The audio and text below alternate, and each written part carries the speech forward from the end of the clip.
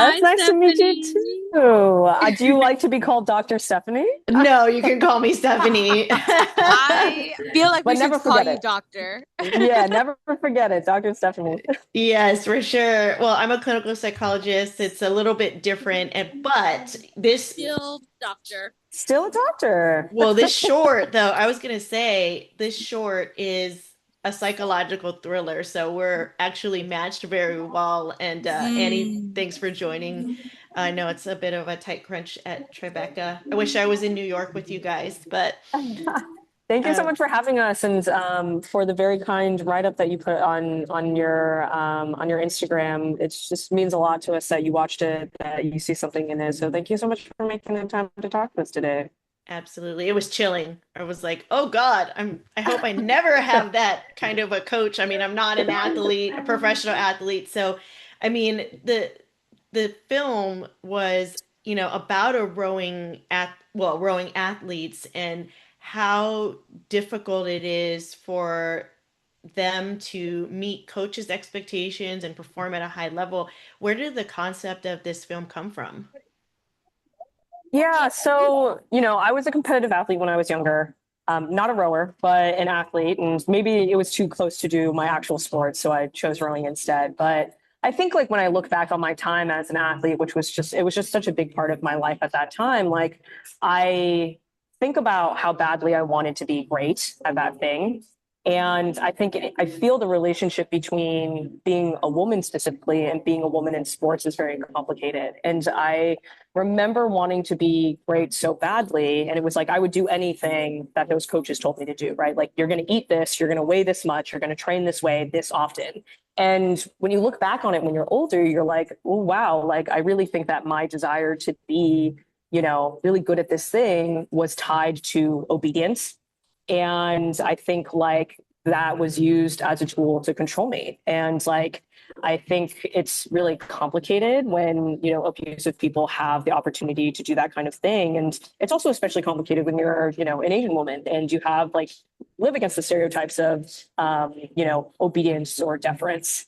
And I think it's very complicated to be a woman and to be in kind of those power structures. And I think sports is incredibly empowering to many, many women and was for me as well. But there's also that other side that's like very complicated and something that maybe I didn't really see clearly when I was 18, the way that I see now that I'm much older.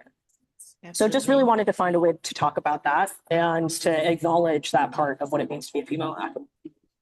Annie, what about you? What made you hop on this project? You were described through email as a powerhouse, and I'm glad you're able to join as well. Oh, thank you for having us, Stephanie. No, I don't know who wrote that, but very grateful to whoever believes that. I was really drawn to the project from the get-go because Ran had actually reached out to me, and at the time I had already kind of retired from shorts, producing shorts, and Ooh, I girl, I want to retire.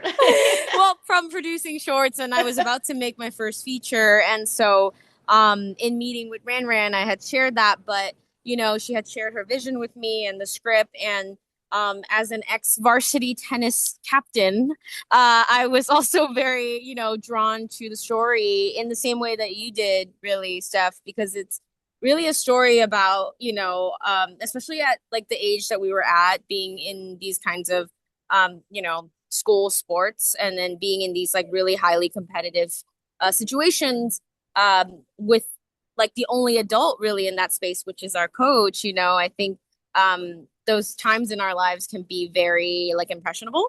And at the time, I feel like when I read the story, I felt really drawn to Dani's character in the same way that I had, you know, been as like a captain on the team and feeling this need to really protect my teammates, which is a lot of what Dani is going through in our short.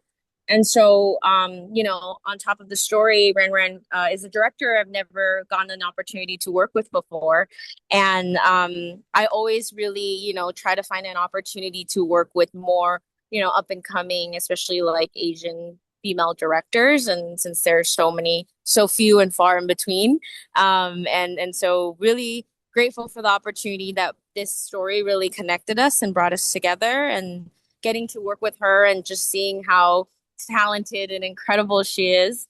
as a filmmaker, and how incredibly supported I felt too as a producer working alongside Ran. I think what was really special about this project was just the fact that all of our department heads, most of our department heads are Asian female creatives.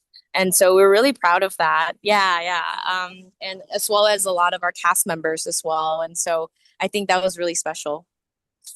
Yeah, and so where did the title come from? I think about killing you because I was like, okay, initially on my social, I put that as the caption, and I was like, people might, it might get taken down, right? However, where did the title? It's so like on point. Where did it come from? Yeah, maybe I'm just a really literal person, but actually, this is something that me and my reps kind of joke about. But I am the queen of a title that is like way too long. But I think like, especially when you're doing a short, you have such a compressed amount of time to Hmm. express like the depth of what you want to express in a full length thing. And so I think the title is an opportunity to just like immediately set the tone.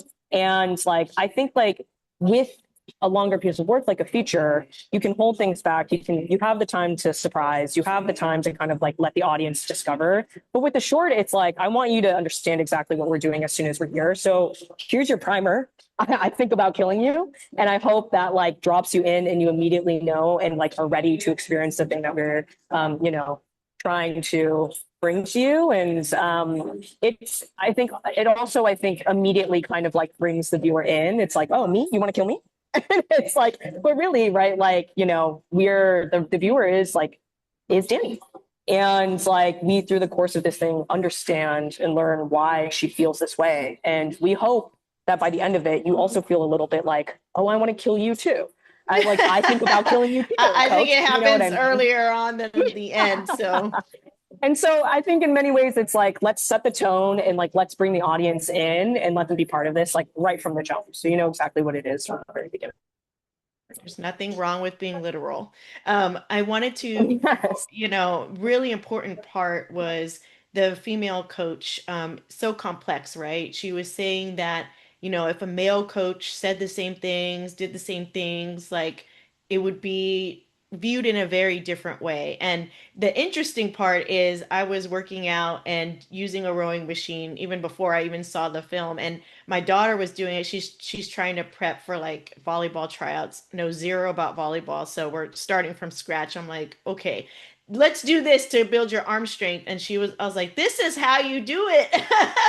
And I showed her the clip, not to the extreme of like what they're doing, but you know, female coaches at that level are very rare. And so, how did you make sure that that point was you know that came across that there's a difference in the way we perceive based on gender?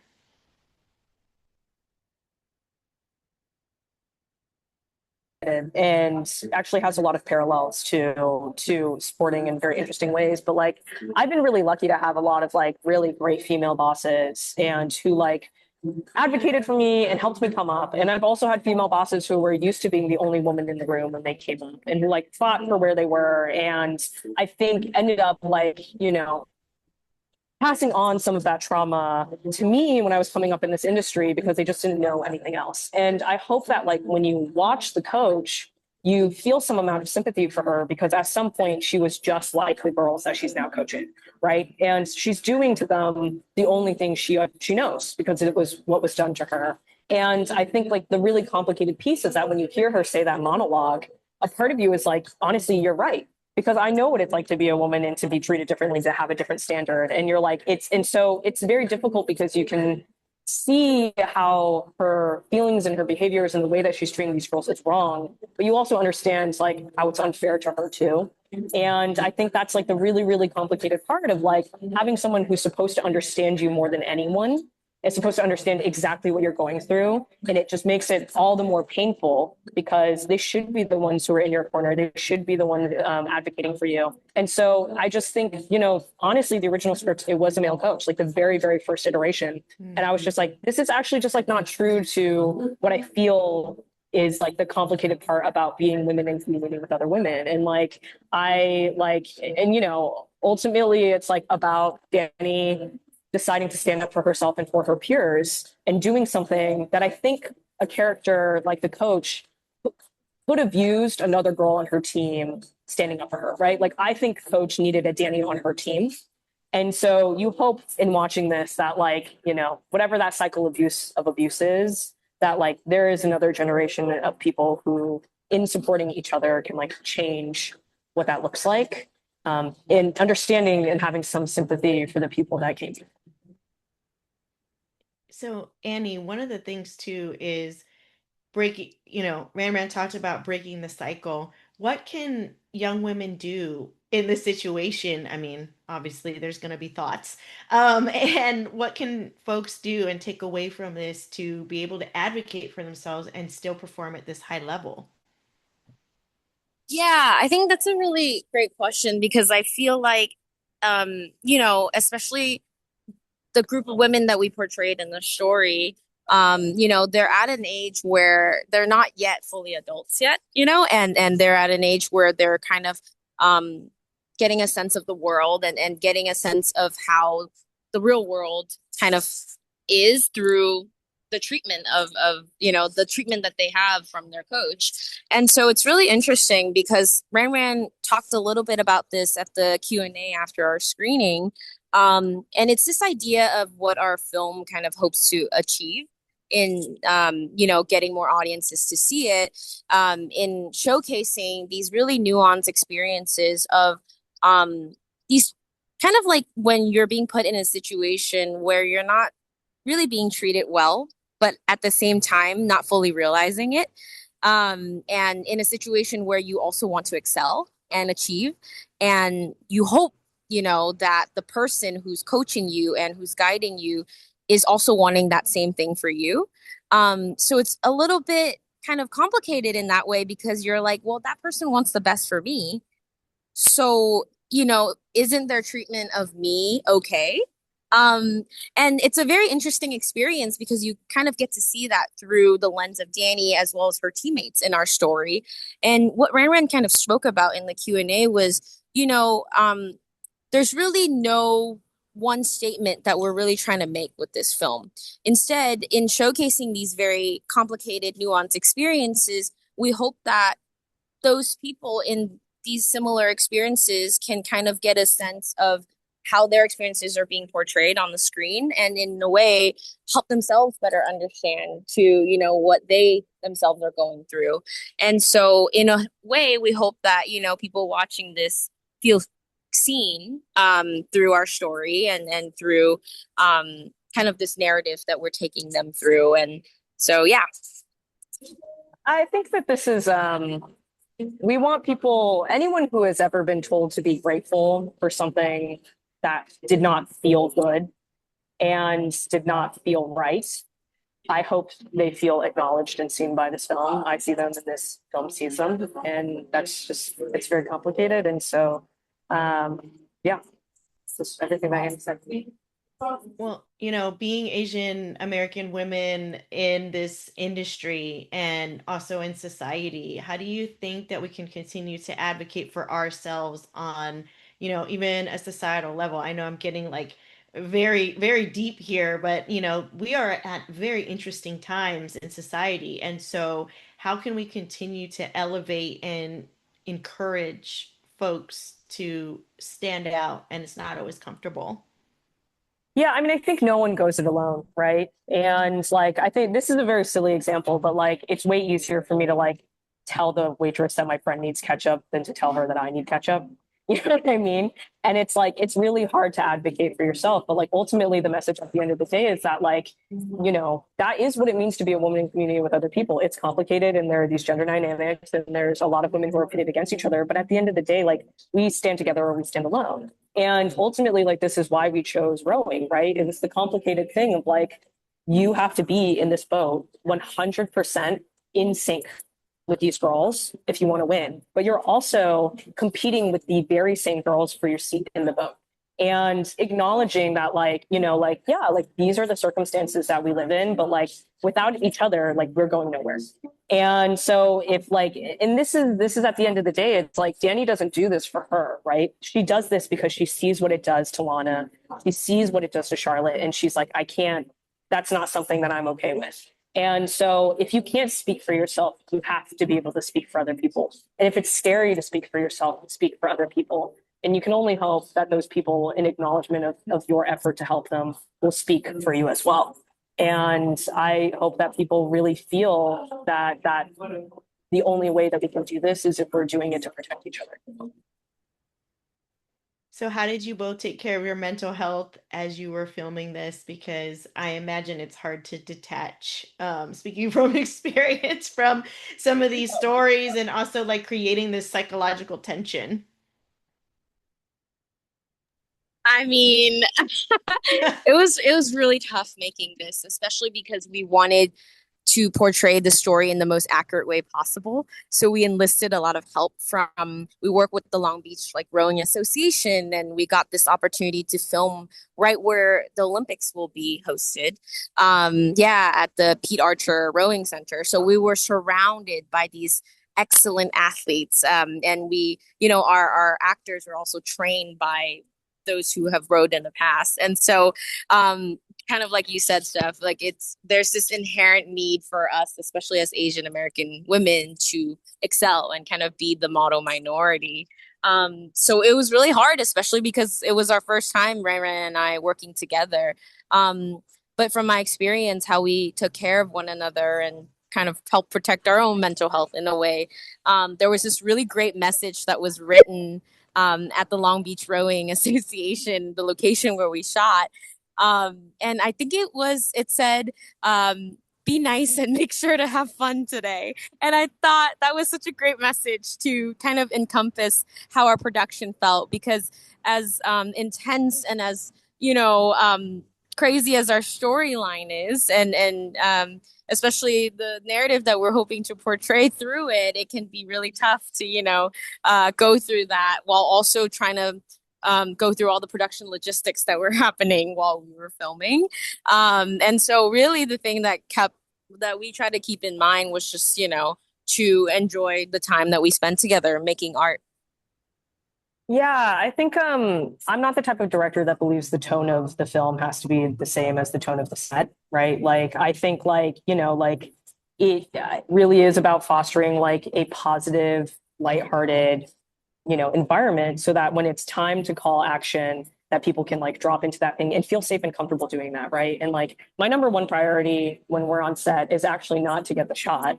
My number one priority is to make sure that people feel safe and that they can perform at a level that they feel proud of performing at, and to create an environment where people can do their best work.